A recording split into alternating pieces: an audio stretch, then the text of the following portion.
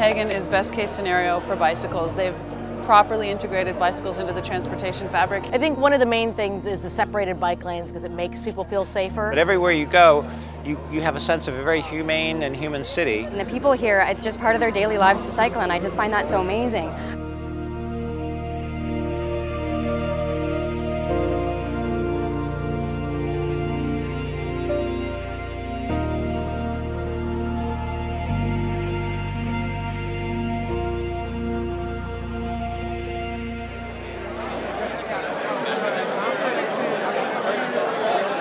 The fact that there are around about 100 people here from North America, from the US and Canada, I think is cause for optimism, because I think one of the things we've lacked in the US is the real belief that this stuff actually works. We've been sort of making it up and saying Copenhagen's like this, but until you really see it and touch it and feel it for yourself and you ride the streets of Copenhagen during rush hour, it's really hard to believe. They have created a system where every single road works for bicycling. Some of them are quiet streets where you just ride right on the street. Some of them they have painted bike lanes, but more often they have cycle tracks, which are these elevated bike paths. It's only 2 or 3 inches of elevation with a little bit of curb and some asphalt filled in, but the difference that it makes is really profound. They've really made safe facilities, comfortable facilities, facilities that are welcoming for people of all skill levels. What you do have is a lot of cargo bikes that are often moving slower. You've got a mom or dad pedaling 1, 2, sometimes 3. I've seen children in the cargo bikes, and that slow speed is not only accommodated, but it's almost celebrated. A lot of times in the US, when you're riding your bike, you feel almost like an outlaw. You feel like, oh, can I just find a little tiny bit of space for myself? Here, you feel like they're just laying out the red carpet for you. In American cities, when you come to a really busy street, that's when you really tense up and you wonder, can I get across this street? When you come to a busy street in Copenhagen, you say, oh good, I know I'm going to find a cycle track here and it's going to be a quick route and I'm going to be where I need to be in 5 minutes. I mean, what a difference from just about any place else that I've been.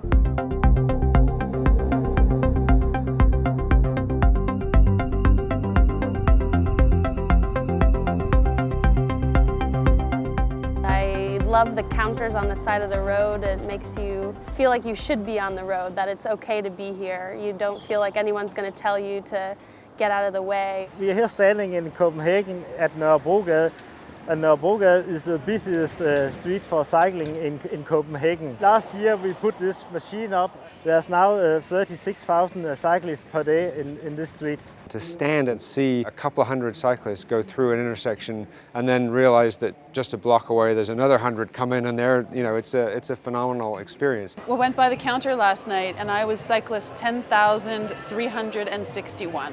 That is amazing. It just feels really empowering to know what's possible. In Copenhagen, it's mainstream to go on a bicycle. It's everybody. It's all incomes, it's all age groups, it's both female, male. So that means the average cyclist is a pretty relaxed person.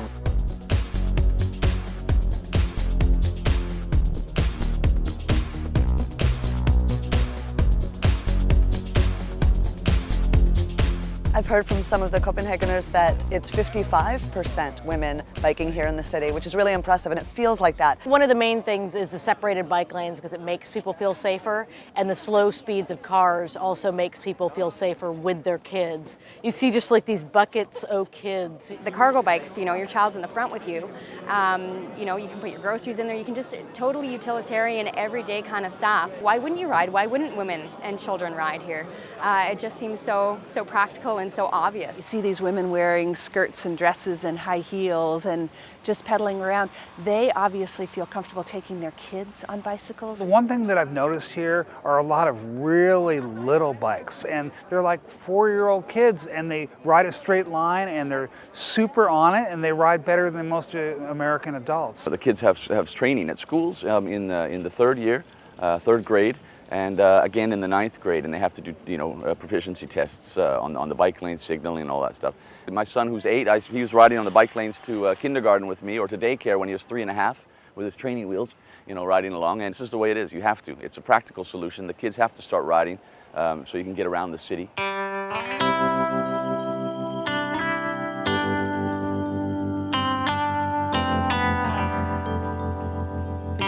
The drivers get tamed. Well, that's my expression. They get tamed. They look before crossing. Lots of intersections I've seen, a car wants to turn right and just sits there waiting while 4, 5, 6 bikes go by, and then when the coast is clear, then they make their right turn. Drivers are so comfortable and familiar what to do around cyclists that even when you remove all the infrastructure in the sense that you're on a street without any bike infrastructure, you still feel very safe. Yeah, there is sort of a driver education component, but the speeds are basically kind of what do it. I think that's what brings people down and people being accustomed to cyclists in general. But you trust them on such a fantastic level, because that lady or that guy in the car, they have a bike at home, you know. They were on the bike lanes when they were 5 years old, 6 years old. So we understand each other, but we're all cyclists. The more people ride, the more that motorists expect to see cyclists out there, the safer it becomes, you know, that there's safety in numbers. It's just we've been brought up with this. I mean, I didn't think about all of this till I went to New York, for instance. That's when I really became aware of what we do here in Copenhagen, that biking is just part of our life.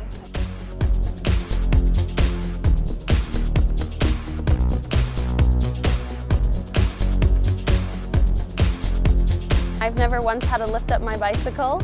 There's ramps at every stairwell. There's places to put your bicycle. It's lovely. You know, one of the things that just is an incredible feeling of freedom here is to roll up to your apartment or a store or a restaurant. You slip the key into that simple little back tire lock, click it, pull the key out, and you walk away. No wrapping a chain around, you know, a tree or a pole. It makes even shorter bicycle trips more possible. It's very impressive to see the special infrastructure, the special traffic treatments, the little tiny turn pockets, the traffic signalization.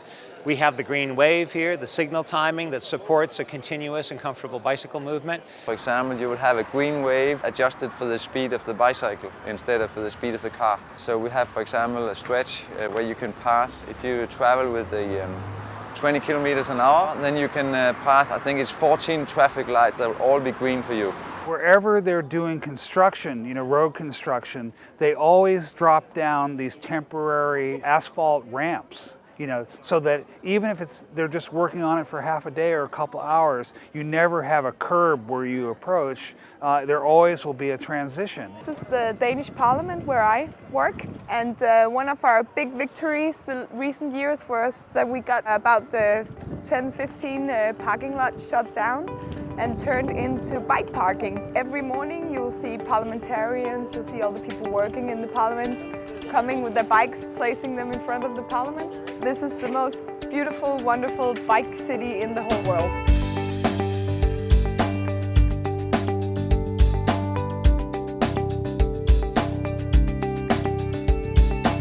Too much in the United States, there's this feeling of the other.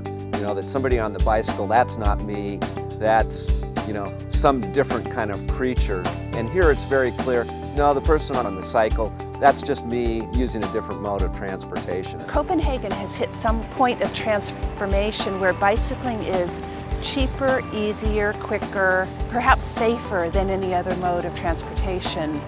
And so it's just what people do.